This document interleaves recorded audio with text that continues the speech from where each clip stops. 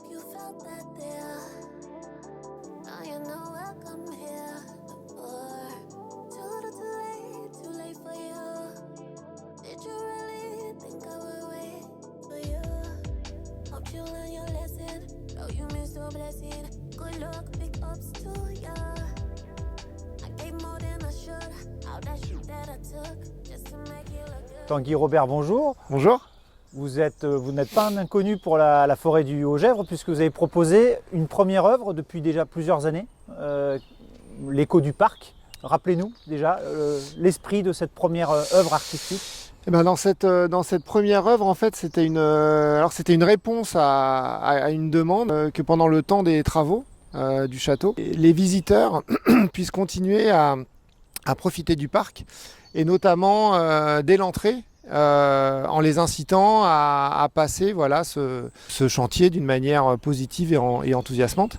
Et donc j'ai proposé d'installer une grande bâche sur la façade nord du château. Et comme le château est composé sur un axe de symétrie, je suis parti du principe que tous les gens passaient exactement au même endroit. Et donc en fait j'ai fabriqué un très grand trompe-l'œil, on peut dire, sur l'ensemble de la façade. Et en s'appuyant sur un patrimoine important pour la commune de Treillères, qui est ce château, il m'a paru intéressant de partir évidemment de l'histoire du château pour composer une histoire et tisser entre cette histoire du château, l'attachement de l'ancien propriétaire pour les baleines, pour une forme d'ailleurs aussi, de mixer cette histoire avec mon propre imaginaire et avec aussi l'imaginaire du parc. Donc on retrouve pas mal d'animaux d'une manière assez rigolote et le fil conducteur pour unifier tout ça, pour créer mon axe de travail, ça a été Alice au pays des merveilles. Puisque Alice, elle a l'immense avantage ou inconvénient de changer d'échelle, ce qui me permettait de jouer avec et de passer d'un monde à l'autre aussi, ce qui est pas le moindre des avantages. Et donc ça me permettait de jouer avec les temporalités, les mondes, les échelles.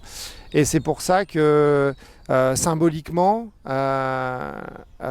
les 4 façades du château se retrouvent en miniature dans le parc, sous la forme de petites maquettes en bronze, comme dans Alice quand elle rétrécit, qu'elle s'agrandit. Donc là, c'était aussi pour créer des surprises à l'intérieur du parc, notamment j'imagine dans des jeux de cache-cache ou autres des enfants, de tomber un moment sur cette petite scène avec la façade du château pour redéclencher des questions, le plaisir de jouer, tout simplement. Ok.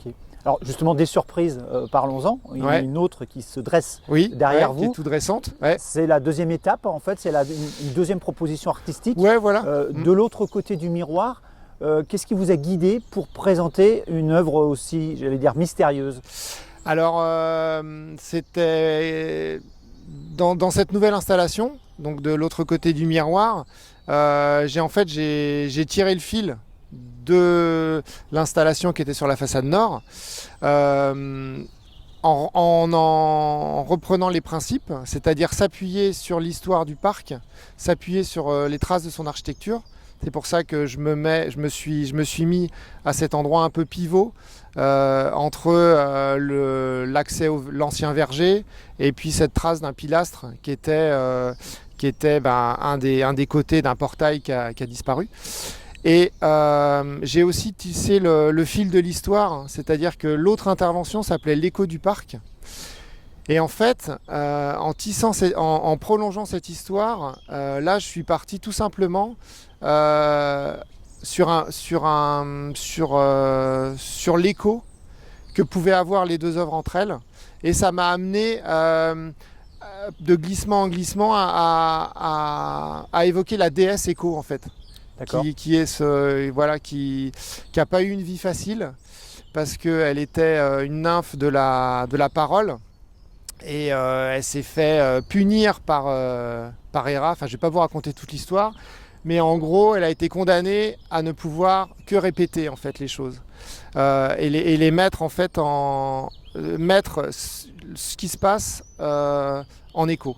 Et donc l'idée que j'ai en tout cas, c'était que l'installation un miroir autour de ce pilastre, c'est quelque chose d'assez simple et qui, je pense, crée juste un temps d'arrêt de 2-3 secondes aux promeneurs, aux passants, qui voient un reflet et qui a besoin d'un regain d'attention pour se demander si c'est normal, si le reflet est la réalité ou pas. Et en fait, pendant ces 2-3 secondes d'arrêt, c'est un prétexte en fait pour ralentir, pour se concentrer. Et à ce moment-là, le son prend le dessus et il est happé par cet effet de son qui est en écho en fait de part et d'autre de l'installation sur le pilastre. Alors sans tout dévoiler, le son, ce sont des sons d'animaux. Vous avez parlé des baleines tout à l'heure. Ouais. Qu'est-ce qu'on y retrouve en fait? Alors dans le son évidemment, on retrouve le son des baleines. Ça j'ai pas pu m'empêcher parce que je trouve que voilà, c'est un fil conducteur qui marche très bien. En plus de se retrouver avec des sons de baleines dans une forêt, c'est quelque chose c'est un décalage qui moi m'amuse beaucoup.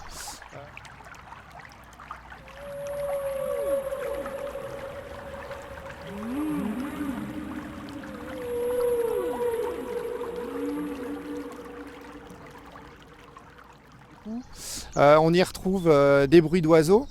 Alors ce qui m'a amusé, c'est de mélanger des bruits d'oiseaux de nos régions avec des bruits d'oiseaux de forêts cambodgiennes et amazoniennes.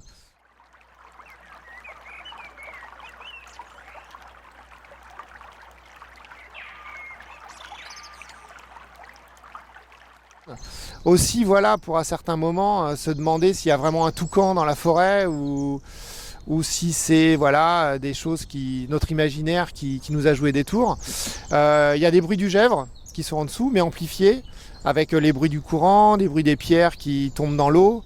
Mais là, encore une fois, le gèvre, on a pu l'entendre en bas du parc en passant, mais on ne peut pas l'entendre de la même manière ici. Mais il y a une persistance, en fait. Et donc, encore une fois, un questionnement. Qu'est-ce qu'il y a d'autre comme son? Il y a un moment un petit peu plus emphatique, on va dire. C'est au milieu de la bande son que j'ai travaillé avec David d'Harry Carrère.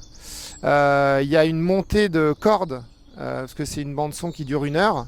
Et au milieu, au bout de la première demi-heure, il y a un quatuor à cordes qui monte comme ça, un peu comme quelque chose d'un peu plus théâtral, et puis la bande son reprend.